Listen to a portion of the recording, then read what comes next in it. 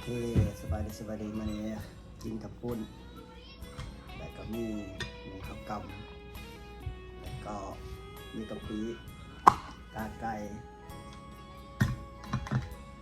พริกสดๆมาใหม่ๆซื้อมา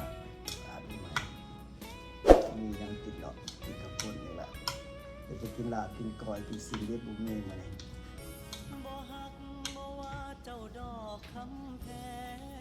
เว้าน้ำพ่ายมีแหงอย่าแห่งลายเด้อน้ำใจดอกแหนมเจ้านานจนย้ายมาเฮ็ดงานไกลๆอาชีพขายแรงเลี้ยงกายหัวใจไร้วาสนาอย่าเครียดจะว่ากันทอเด้อนะถ้าเห็นผู้บ่าวห่างๆรบกวนน้องทางสายตาเป็นลูกจ้างเขา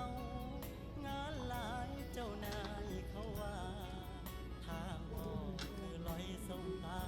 เก็บภาพเจ้ามาหล่อเลี้ยงแรงใจช่วยเดินผ่านไกลทักทายสักคำนำพาเทคแค่อายด้วยหางตาแค่วันละหน่อยได้ส่งยิ้มมาบ้างคงบ่เปลืองเวลาเกินไปพอได้ตัวหัวใจอยู่แห่งฮึดลุยสร้างฝันบ่ฮักบ่ว่าเจ้าดอกคำแพงเว้าน้ำพ่ายมีแหงเดินแข่งปัญหารายวันบ่หวังได้ครองขอแค่มองให้มีใจมันขอยืมหน้ามาเข้าฝัน